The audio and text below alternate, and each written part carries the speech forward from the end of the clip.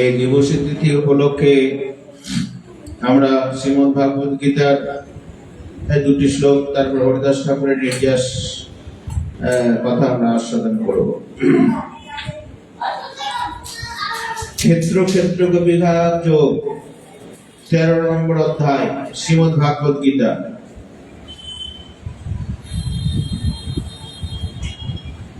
এই ক্ষেত্র এবং ক্ষেত্রজ্ঞ,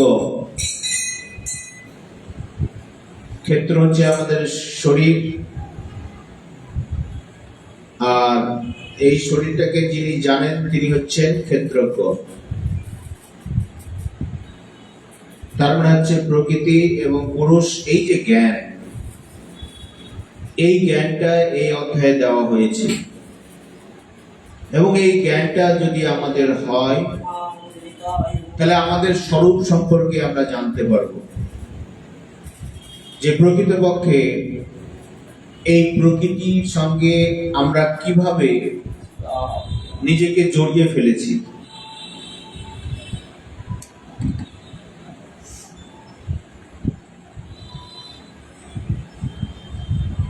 জয় জয় শ্রী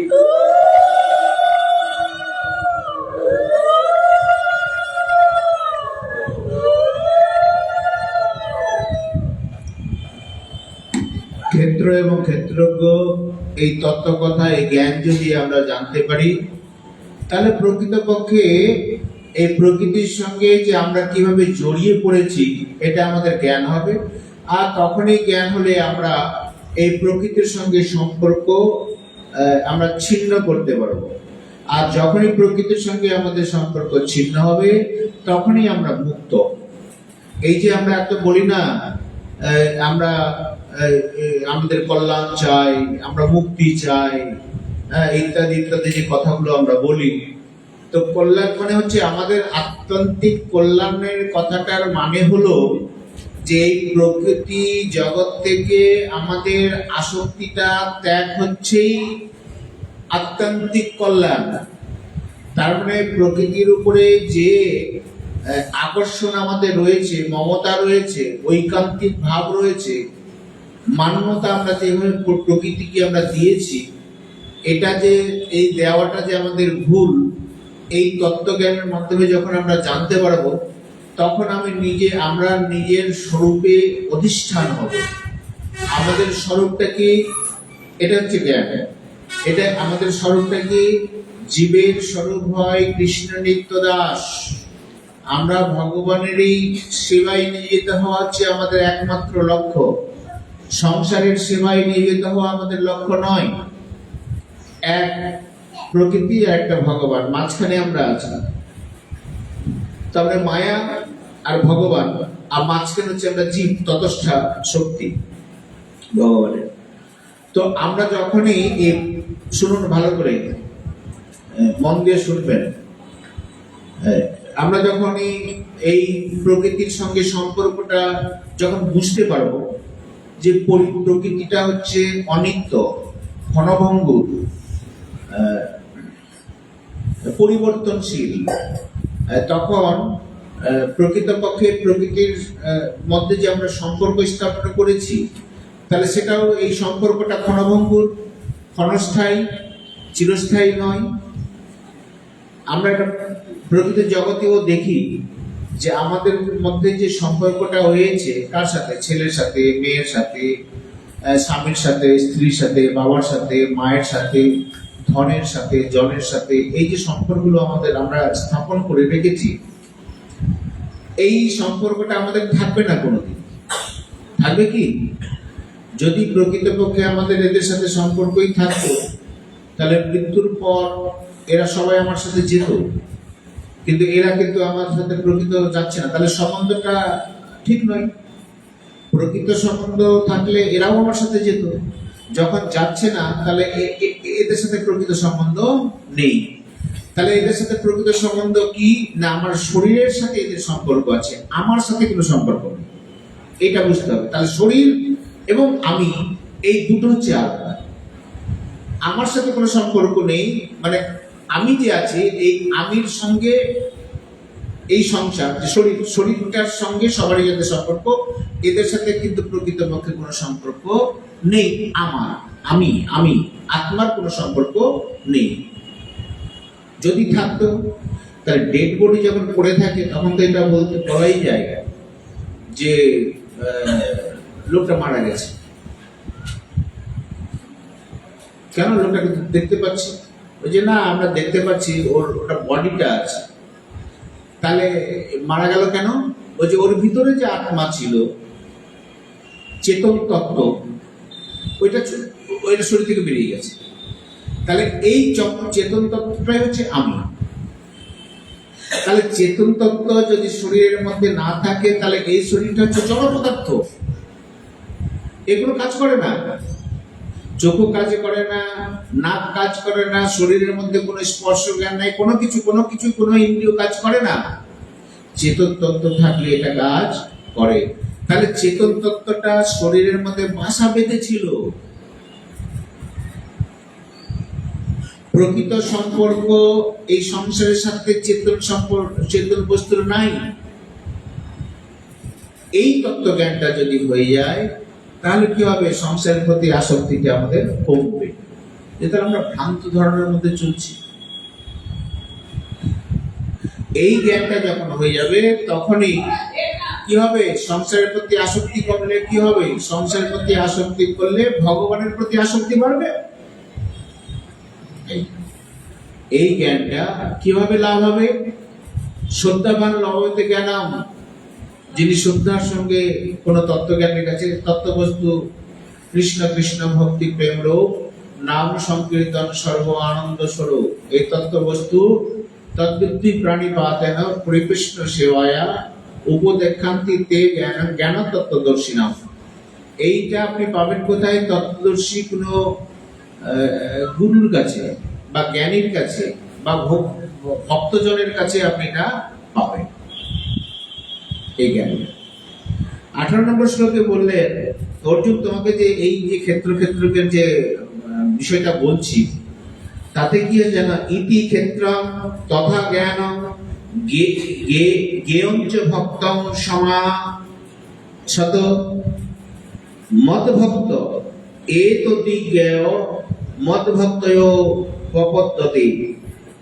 বললেন অর্জুন, এই প্রকারে ক্ষেত্র জ্ঞান জ্ঞেয় কাহাকে বলে সংক্ষিপ্ত তোমাকে আমি বললাম।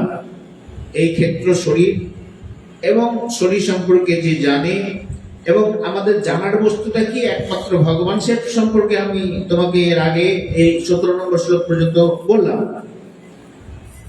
কিন্তু এই জানাটা কারা জানতে পারবে?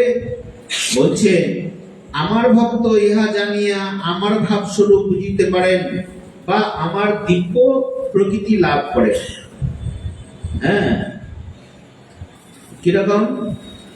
মদ ভাবায় উপপদ্যতে আমার ভাব প্রাপ্তিযোগ্য হন।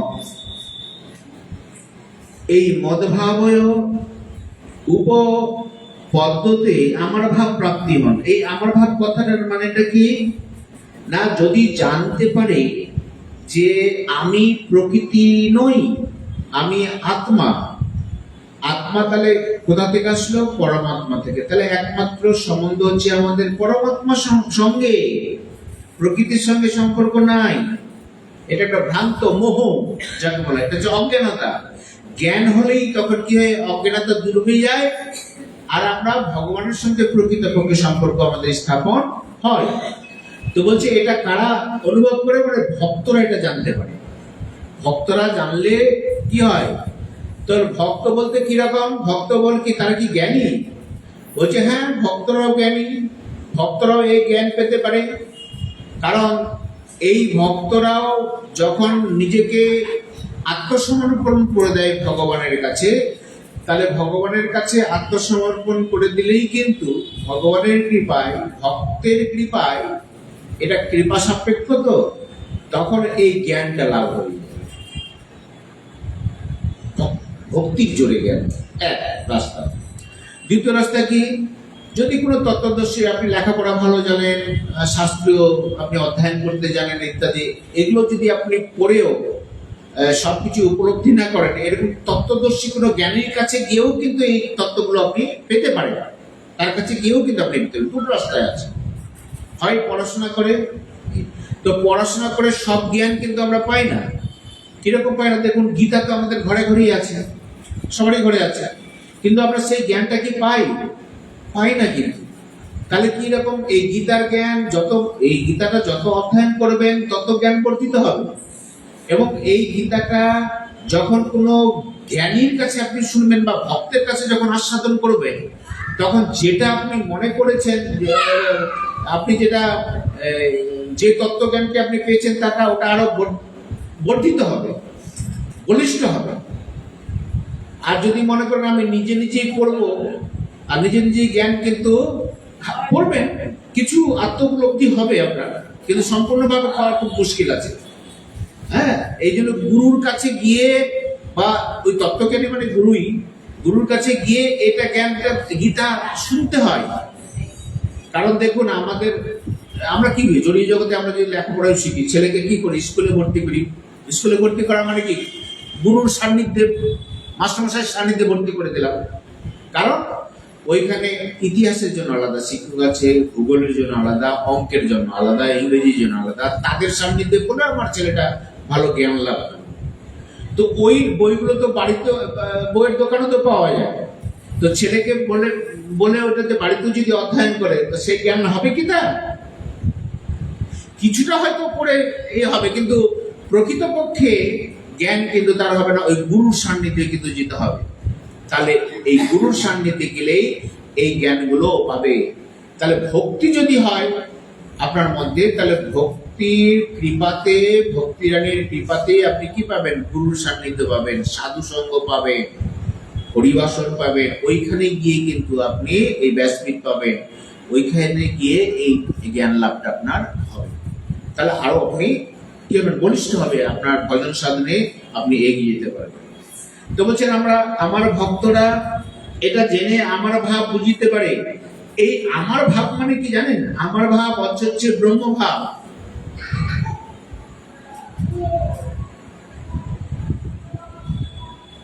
ভগবানের ভাব যদি আপনার মধ্যে উদয় হয়, তাহলে সেটাকে বলছে ব্রহ্ম ভাব। আরেকভাবে বলা যায় কি না, আমাতে ভাব বা প্রেম বা ভক্তি, অথবা আমার স্বরূপ ইত্যাদি নানারূপ অর্থ হতে পারে। তার মানে ভগবানের প্রতি ভাব বা ভক্তি, এটাই হচ্ছে এই ভগবানের যে বললেন যে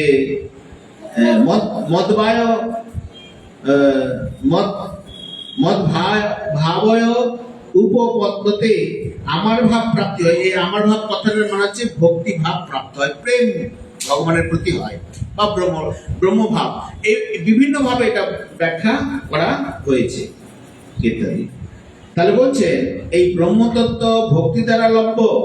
এই স্থলে সেই ভক্তির প্রসঙ্গেই পুনরায় উল্লেখ করা হয়েছে। ব্রহ্মভাবের সহিত ভক্তির কি সম্পর্ক, সেটা এর আগে আমরা গীতায় আমরা আস্বাদন করেছি। তাহলে আপনি দেখবেন যে অনেক ভক্তরা রয়েছে, তারা খুব বেশি লেখাপড়া করেনি, কিন্তু তাদের তত্ত্বজ্ঞানটা প্রবল। কি করে? ওই যে ভক্তিকে অবলম্বন করেছে। ভক্তি জ্ঞানেই জ্ঞান হয়।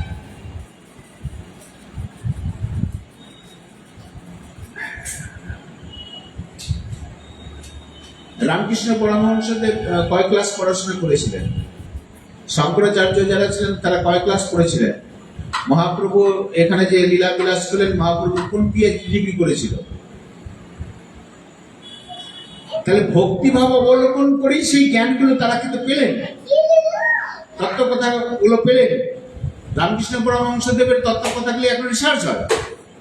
এই কথাগুলো অদ্ভুত সব কথা। তার ওই কথাতে বিবেকানন্দ, আধুনিক যুগের যিনি প্রবক্তা, ধর্মীয় প্রবক্তা, তিনি আবিষ্কার করলেন এই বিবেকানন্দকে। কতখানি পড়া? ওই 4 ক্লাস বা 2 ক্লাস করে টেনে পড়েছে।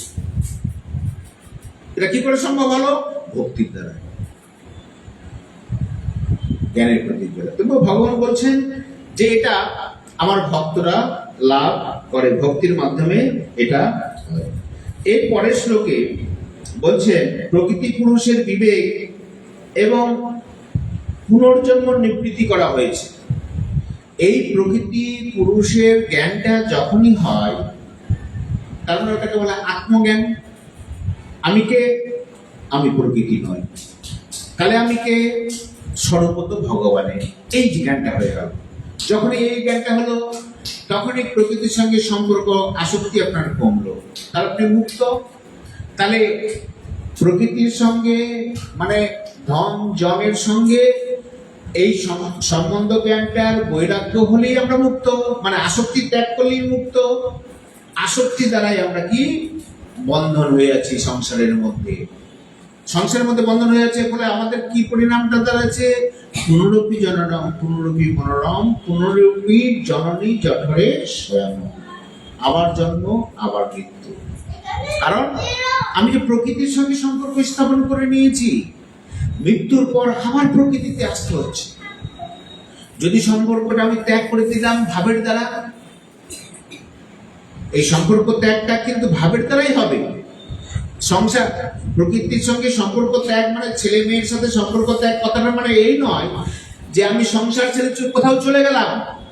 বিষয়টার মর্ম কিন্তু তা নয়, শুধু ভাবের পরিবর্তন।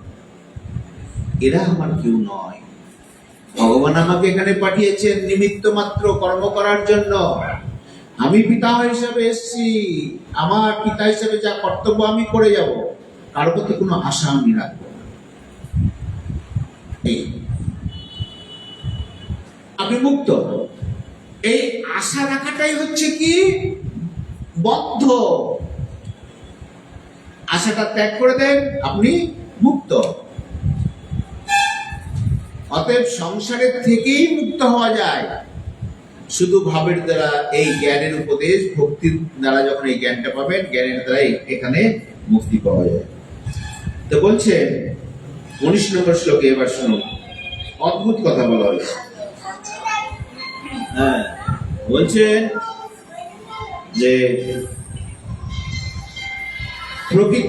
প্রকৃতি পুরুষ বৈষ্ণব বিদ্য নাদি উভাবপি বিকারাংশ গুণ শৈব বৃদ্ধি প্রকৃতি সম্ভবান। মানে কি? প্রকৃতি এবং পুরুষ উভয়কে অনাদি বলিয়া জানিও। এটা অনাদি। হ্যাঁ, যবে থেকে সৃষ্টি করেছেন ভগবান, তবে থেকে ভগবানও আছেন, প্রকৃতিও আছে। এটি অনাদি, বহুদিন ধরে চলছে এই প্রকৃতি। দেহেন্দ্রির বিকার সমূহ, আমাদের যে দেহ এবং ইন্দ্রিয়গুলোর যে বিকার, সুখ দুঃখ মহাদি গুণসমূহ এই প্রকৃতি থেকে উৎপন্ন হয়ে জানবে। আমাদের সুখ দুঃখ মোহ, এই গুণগুলো কোথা থেকে উৎপন্ন হয়? প্রকৃতি থেকে। আমি জ্ঞানী, আমি পণ্ডিত ইত্যাদি গুণগুলো কোথা থেকে উৎপন্ন হয়? এই প্রকৃতি থেকে। এই প্রকৃতিটা হচ্ছে ত্রিগুণ সম্ভবা, সত্য রজ এবং তম গুণের সংস্পর্শেই প্রকৃতি। তাহলে এই তিনটা গুণের প্রকৃতি দ্বারাই আমাদের এই জড়িয়ে দেহ তৈরি। যার যেরকম গুণ ভাব সেরকম ভাবে এই প্রকৃতি দ্বারাই আমরা পরিচালিত। আমরা মনে করি কি অহংকার বশত প্রকৃতি ক্রিয়ানি গুণী কর্মানি সর্বস্ব অহংকার বিমূঢ়াত্মা কর্তা হতে মান্যতে।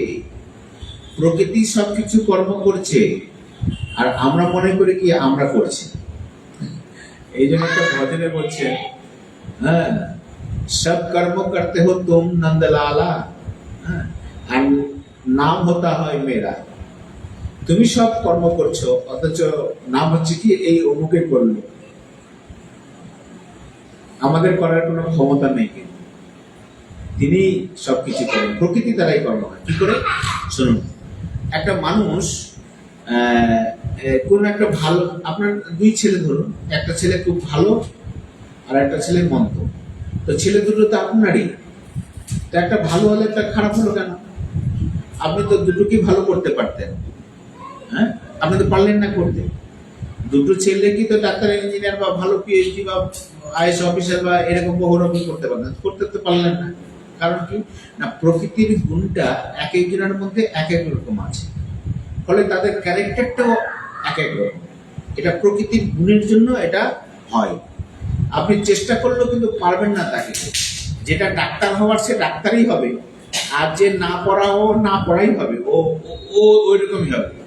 বসে মেঝে কিছু হয়তো 60% থেকে 80% করা যায়, না করার নয়, হ্যাঁ, কিন্তু ওই 20%কে কখনো আপনি 90% নিয়ে আসা খুব মুশকিল। এটা হয় যদিও কোনো ক্ষেত্রে, ওটাকে বলবো কি এক্সেপশনাল কেস।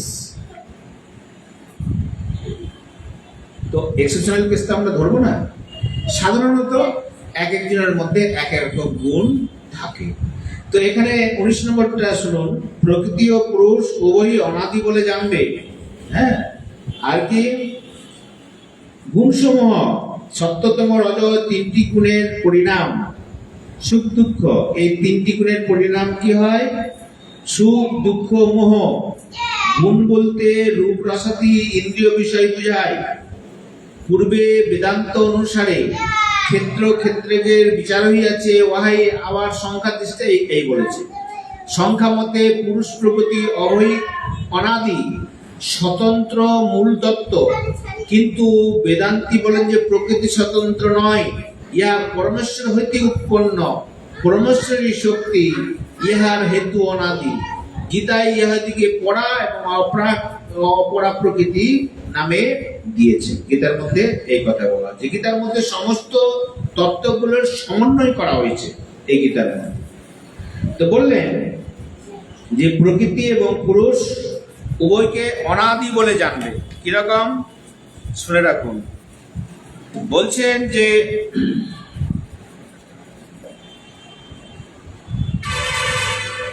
প্রকৃতি পদটি সম্পূর্ণ জগতের কারণরূপ মূল প্রকৃতিবাচক।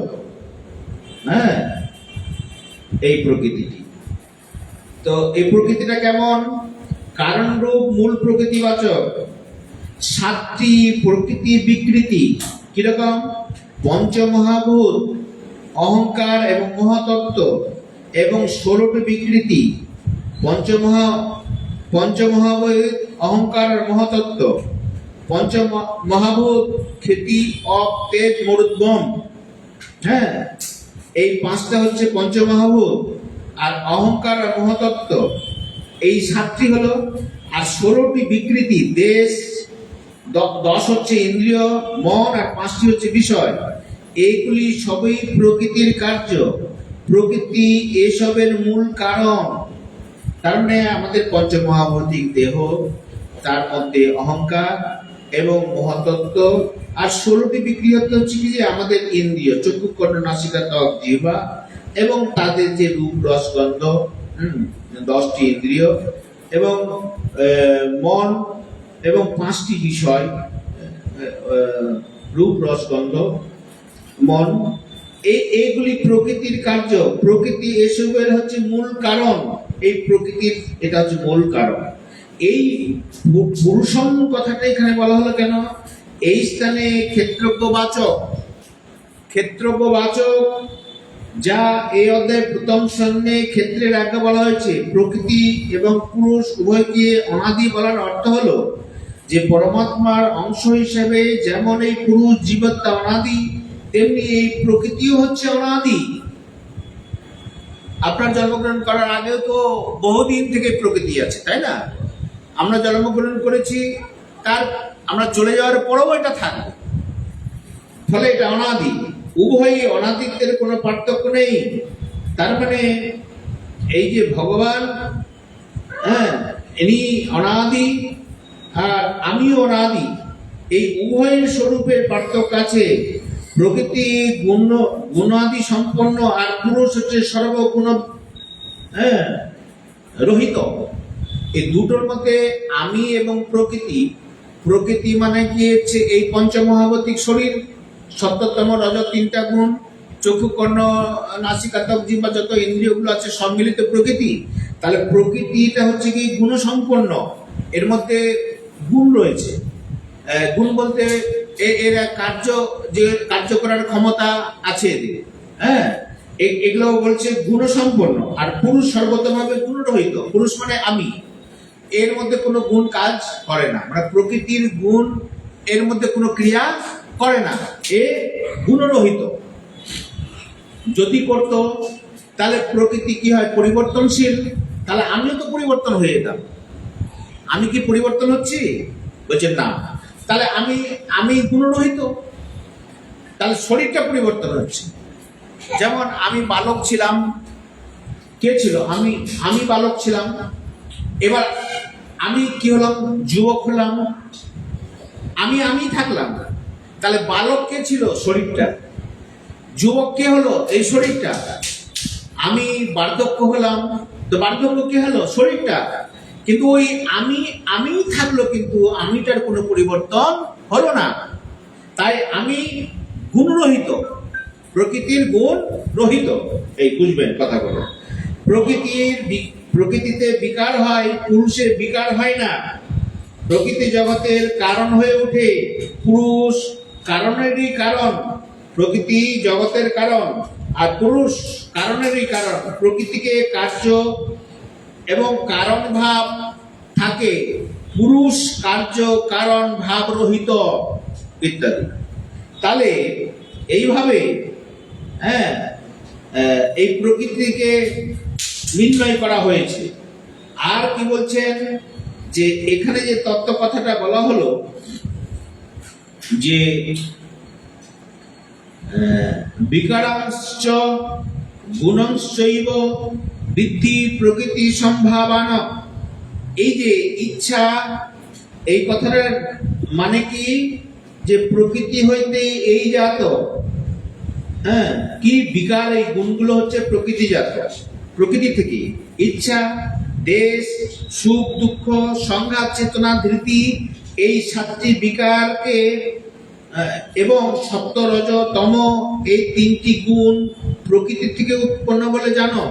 এই যে আমার ইচ্ছা, আমার যে সুখ, আমার দেশ, সংঘাত, চেতনা, ধৃতি, যাই বলুন না কেন, আর এই তিনটা গুণ সত্যতম রজ, তিনটি সবগুলোই কোথা থেকে উৎপন্ন হয়?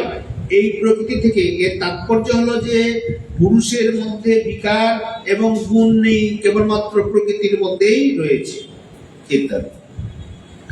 গুণ সকল প্রকৃতি হতে জাত। এর তাৎপর্য হলো পূর্ববর্তী স্থানে ভক্তির প্রকরণ হয়, ভগবান গুণগুলি তা থেকে উৎপন্ন বলে জানবে। গুণময়ী মায়া অতিক্রম করার জন্য তার শরণাগত হতে বলেছেন। তাহলে এই গুণময়ী মায়া থেকে আপনি উদ্ধার পাবেন কি করে? দৈভেশা গুণময়ী মমমায়া দূরত্বয়া মাম এব প্রপদ্যন্তে মায়াতে দা তরান্তিতে। তাহলে এই মায়াটা বড় দৃঢ়, বড় শক্ত, এর কার্যকরী ক্ষমতা কিন্তু অনেক, একে ত্যাগ করা খুব মুশকিল হয়ে যায়। তো ভগবান বললেন যে দেখো অর্জুন, তুমি এই মায়া থেকে উদ্ধার হতে পারো যদি তুমি আমার শরণাগতি নিয়ে নাও। কারণ মায়া তো আমারই সৃষ্টি, তো আমি যাকে সৃষ্টি করেছি, তুমি যদি আমার শরণাগতি নাও, তাহলে কিন্তু মায়াটা একমাত্র দূর হতে পারে, না হলে কিন্তু কোনো শক্তি সাধনা দেওয়াও কিন্তু মায়া তোমার দূর হবে না।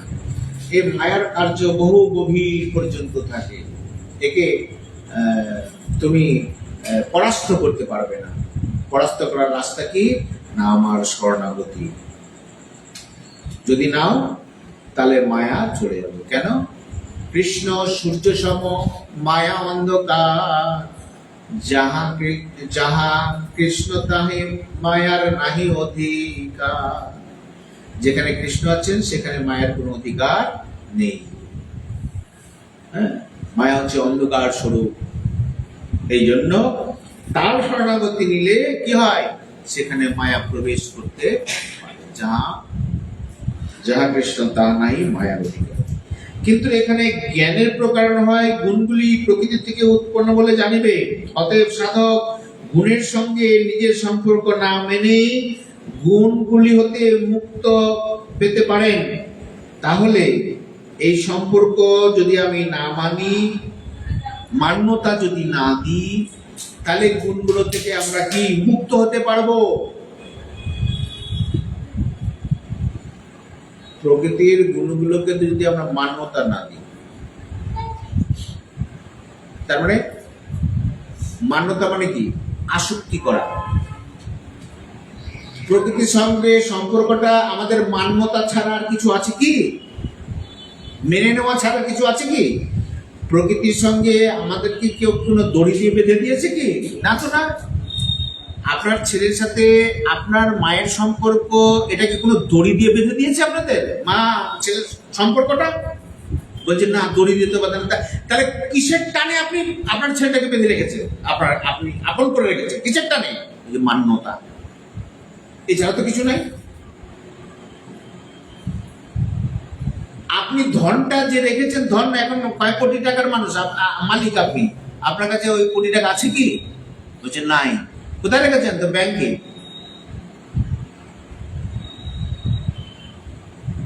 তো ওইটা আপনার হলো কি করে? আপনার সাথে কোনো সম্পর্ক আছে? বলছে না, ওর কিন্তু দড়িতে কিছু বাধা নাই, আর ব্যাগ নিয়েও আমি ঘুরি না। তাহলে তো ওটি আপনার কাছে নেই, কিন্তু আপনি মনে করছেন আমার ব্যাংকে যে ব্যালেন্সটা পাসবই দেখছেন, বাহ সুন্দর। তাহলে কি দ্বারা এটা বন্ধিত হয়েছে? বলে মান্যতার দ্বারা। এটা আমার, এই এই এই আমার ভাব। আচ্ছা, আমার ভাবটা যদি আপনি ত্যাগই করে দেন, তবু তো আপনার টাকাটি থাকবে না, চলে যাবে উড়ে, ব্যাংকে পড়ে যাবে। আপনি যদি মনে করেন যে আমি আমার আমার ওই টাকার প্রতি আমার কোনো লোভ নেই, মান্যতা নেই, ওই টাকা আছে আছে ওটা গোবিন্দ সেবায় লাগবে, গোবিন্দর জন্য ডেকে তিনি যা করবেন করবেন, এই ভাব নিয়ে যদি চলেন, তাহলে ওই টাকাটি কি ব্যাংক থেকে হাফিস হয়ে যাবে, চলে যাবে? না তো, ব্যাংকে থাকবে আপনার। তাহলে মান্যতা না দিয়ে যদি আপনি চলেন, তাহলে সবকিছুই আপনার থাকলো, কিন্তু কোনো কিছুই আপনার থাকলো না। আমাদের মান্যতার উপরই সবকিছু চলে।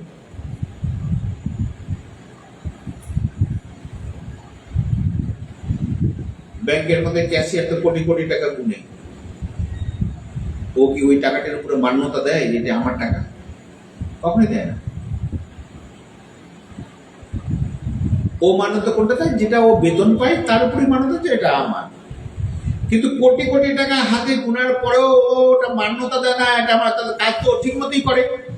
তো ঠিক তেমনি আপনি আপনার কাছে যা আছে ওটা মান্যতা আপনি দিবেন না, এটা আমার না, থাকলো আপনার কাছে, অসুবিধা নেই। এইভাবে শুধু মান্যতার জন্যই আমরা সম্পর্ক স্থাপন করে রেখেছি। এটা একমাত্র জ্ঞান হলেই এই মান্যতাটা চলে যায়। আপনি যখন বুঝতে পারবেন এই জ্ঞানগুলো যে না, প্রকৃতপক্ষে আমাদের এর সাথে সম্পর্ক নাই, তখনই কিন্তু এটা চলে যাবে। এবার আরেকটা খুব সুন্দর কথা আছে, শুনুন। এখানে শ্লোকে বলা হলো যে প্রকৃতি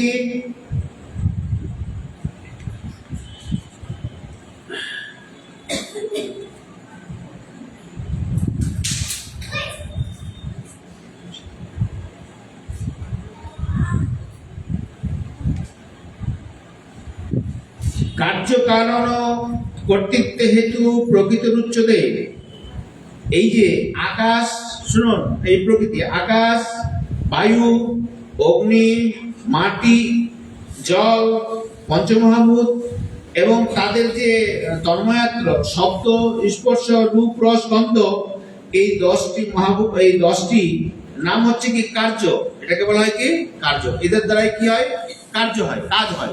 সংসারের কাজগুলো কি? পঞ্চমহাভূত দ্বারা, আর তাদের যে তন্ময়াত্রা আছে তার দ্বারা সমস্ত কর্মগুলো হয়। বেশ ভালো কথা। তারপরে কি?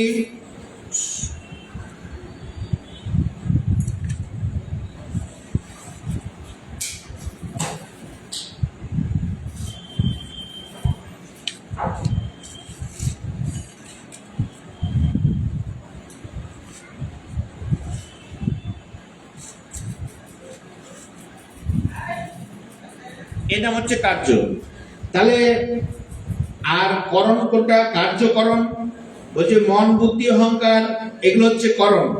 এর সাথে আর এই মন বুদ্ধি অহংকার এটা হচ্ছে অন্তঃকরণ।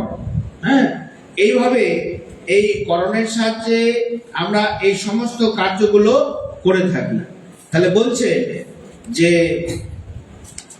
প্রকৃতির সঙ্গে পুরুষের সম্পর্ক হলে তাদের তন্ময়তা যদি হয়ে যায়, প্রকৃতির সঙ্গে একাত্ম ভাব নিয়ে নিলে, তখন আমাদের মধ্যে একটা অহংকার যে রয়েছে সে অহংকারটা মনে করি যে আমি করছি, কিন্তু প্রকৃতপক্ষে আমরা কোনো কর্ম করি না। কার্য করছে কে? প্রকৃতি। কিন্তু আমরা ওর সাথে সম্পর্ক স্থাপন করে দিয়েছি যে আমি করি। ফলে কি হলো?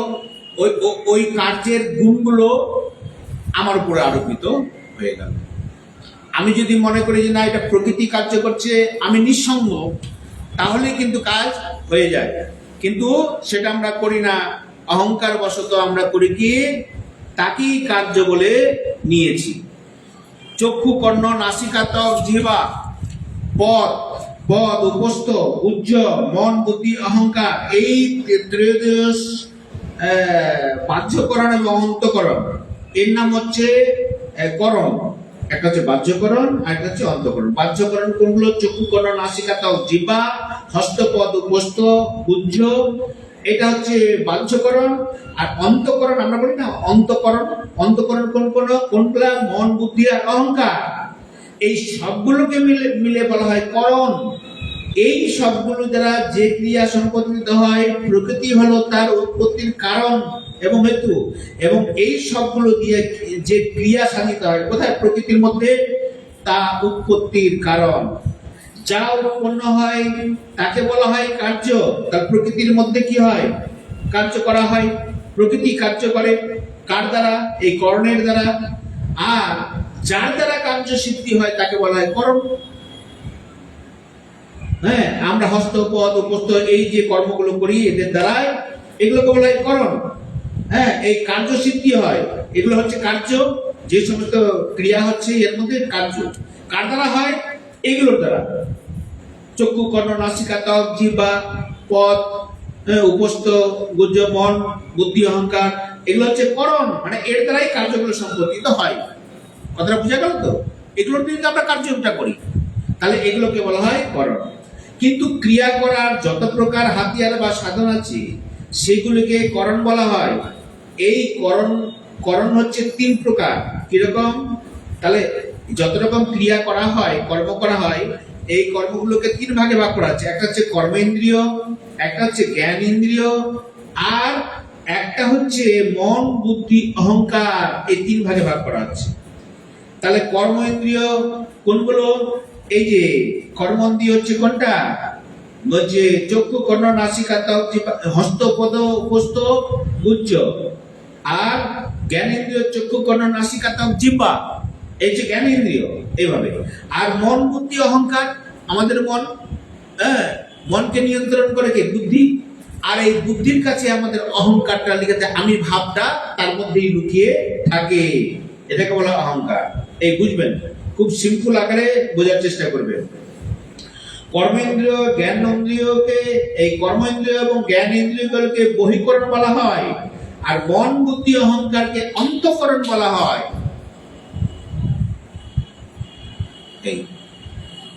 যার সাহায্যে ক্রিয়াগুলি সংগঠিত হয় সেগুলিকে বলা হয় কর্মেন্দ্রিয়।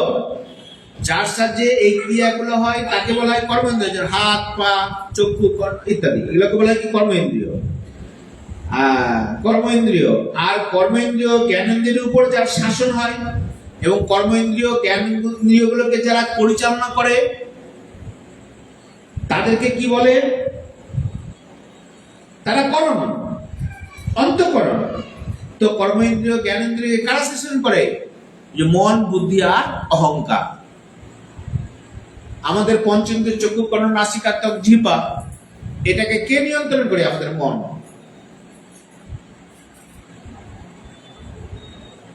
মন যদি আমাদের ইন্দ্রিয়ের সাথে না থাকে কোনো কাজ করে না। যেমন আমরা দেখছি তো মন দিয়ে যদি না দেখি তাহলে দেখতে পাবো না। দেখেও বলবো যে না, আমি তো দেখিনি। কোন লোকজন চলে যায় সামনের দিক দিয়ে, আর আপনাকে যদি বলা হয় যে অমুক লোকটা এদিক দিকে গেল, আপনি দেখলেন? বলছে না আমি দেখলাম। কেন? আপনি আপনার সামনে আপনাদের চোখটা খোলাই আছে, দেখেননি কেন? বলছে আপনি মন দিয়ে দেখিনি, মন দিইনি। বলছে এটা আপনি শুনতে পেলেন? বলছে না আমি তো শুনতে পাইনি। বলছে কানটা তো আপনার খোলাই আছে, শুনতে পাননি? বলছে ওটা ওটা মন দিন। এই যে আমরা পাঠ শুনছি, এই পাঠটা শোনাটাও কিন্তু আমরা যদি মন দিয়ে না শুনি তাহলে শোনা হবে না। আমি কি বললাম আপনাদের উপর দিয়ে চলে যাবে সবটি। তাহলে শোনার মধ্যে যদি মন দিয়ে না শুনেন তাহলে শোনা যাবে না। তাহলে মনের যে কানের উপরে মনের একটা প্রভাব আছে, মন দিয়ে না শুনলে তাহলে এদেরকে এই ইন্দ্রিয়গুলোকে কারা নিয়ন্ত্রণ করে? বলছে পঞ্চ ইন্দ্রিয়। এই ইন্দ্রিয়কে কারা? এই মন, বুদ্ধি আর অহংকার, এরা মনকে এটা দিল মন দিয়ে শোনা, মন দিয়ে দেখা, হ্যাঁ, ইত্যাদি ইত্যাদি। এবার এই মন দিয়ে দেখে তখন মনের উপরে রাজত্ব করে কে? বুদ্ধি। বুদ্ধি বলে যে এটা ভালো দেখা, এটা মন্দ দেখা, এটা দেখবা না, এটা দেখবা না, এটা শুনবা না, এটা শুনো, হরি কথা শুনো। ওই ডিজের গান শুনে কোনো লাভ নাই। মোবাইলে পাঠ শুনুন, হরি কথা শুনুন। এখানে গুগল থেকে অনেক গ্রন্থগুলো ডাউনলোড করা যায়, আস্বাদন করুন, প্রিন্ট আউট করুন, বের করুন। সব জায়গায় সব গ্রন্থ পাবেন না যখন। তো মোবাইলটা আমরা সব রকম উপযোগী করতে পারি, তাই না?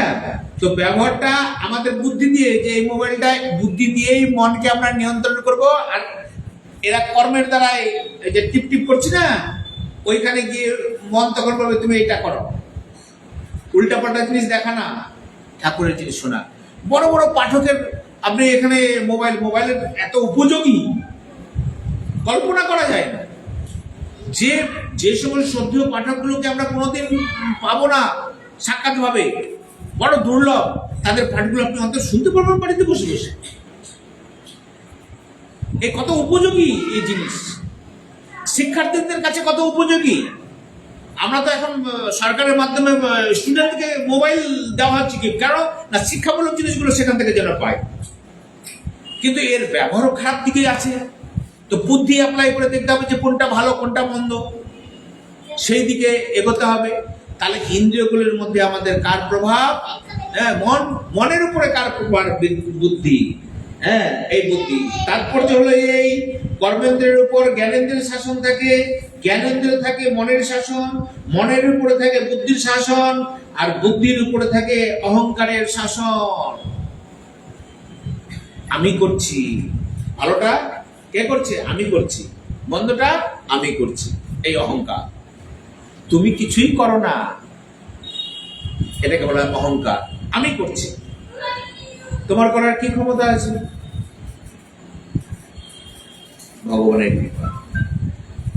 দেবতারা যখন অসুরের সঙ্গে যখন যুদ্ধ হয় না, তো দেবতারা জয়লাভ করে দিল, করে অসুরদের পরাজয় করলো।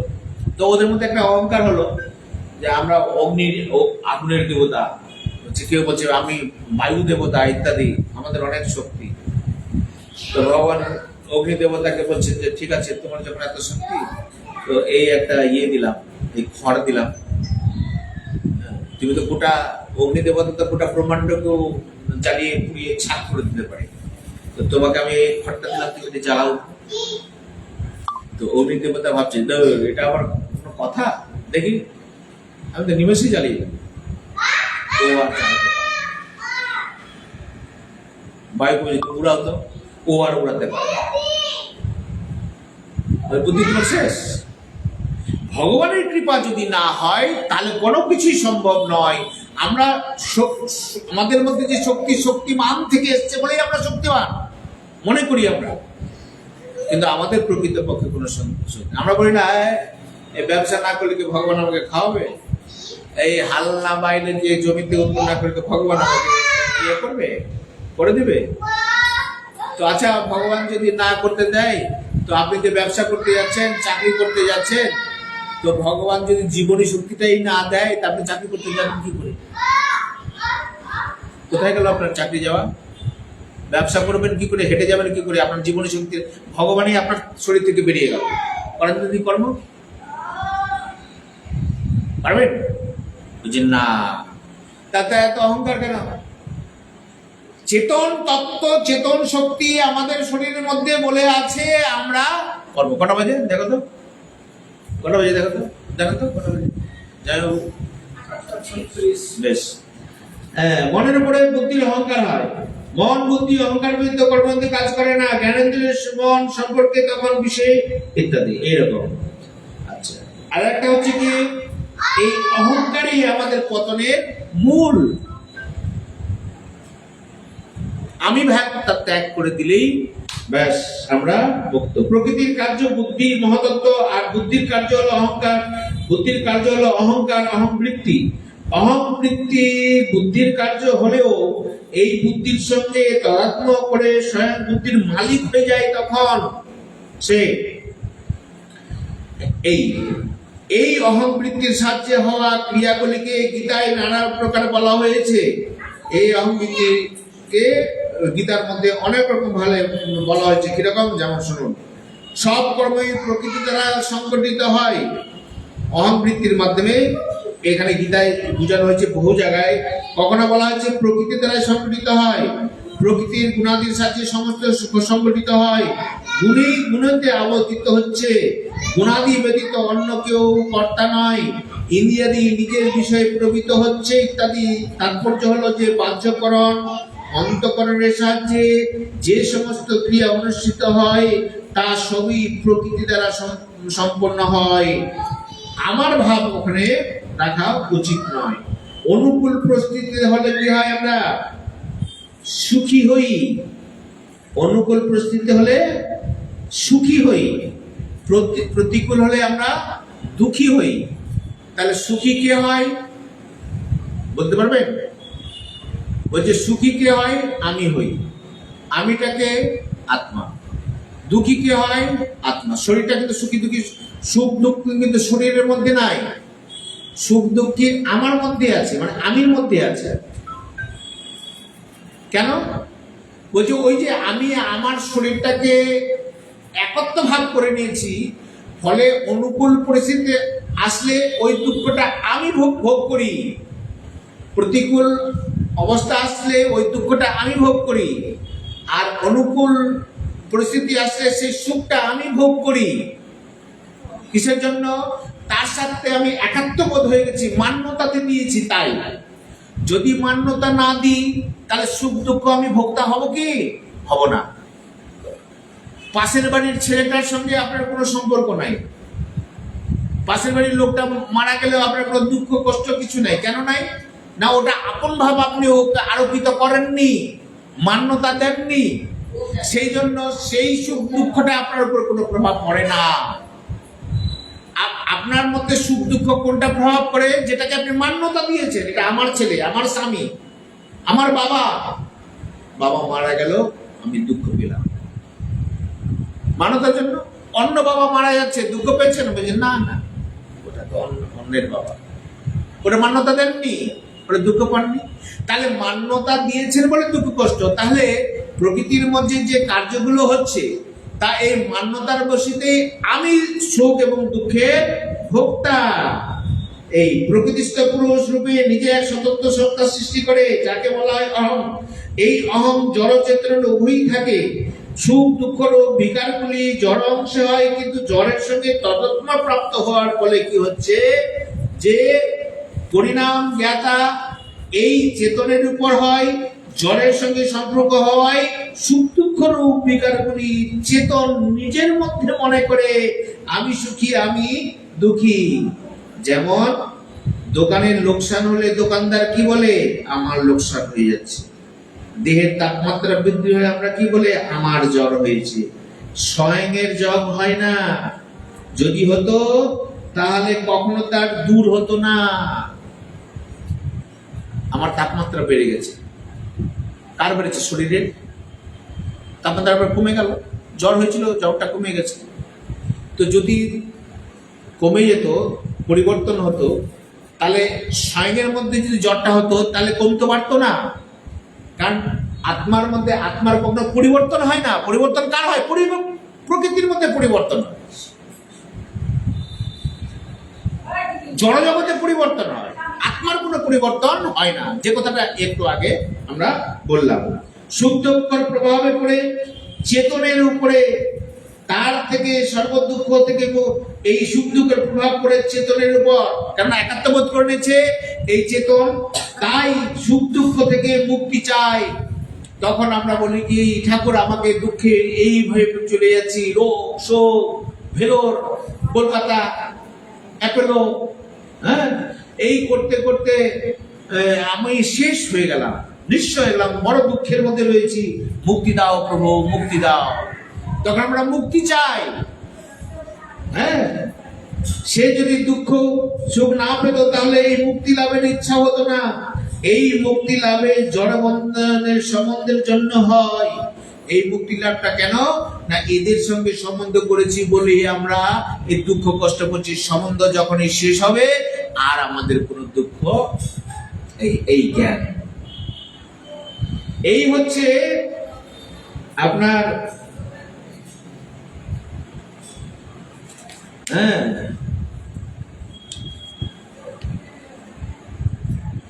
জড় এবং জীবের প্রতি যে সম্পর্ক, এটা আমরা যখনই জেনে নিব তখনই আমাদের মুক্তি, যে না প্রকৃতপক্ষে আমাদের এদের সম্পর্ক নাই। অন্তিমে চেতনের কল্যাণ অধিকারী জড় নয়, তাহলে অন্তিম কালে এই মুক্তির অধিকারীকে আমি, কারণ আমি না ফেঁসে আছি। জ্ঞানের দ্বারাই তখন আমার মুক্তি হবে। এদের সাথে সম্পর্ক মান্যতা ত্যাগ করে দিলে আমরা এখানে মুক্তি পাবো। এইভাবে গীতার জ্ঞানের দ্বারা আমরা এই সংসার থেকে মুক্তি হতে পারবো, নাহলে কোনো রাস্তা নাই। এই দাদা যে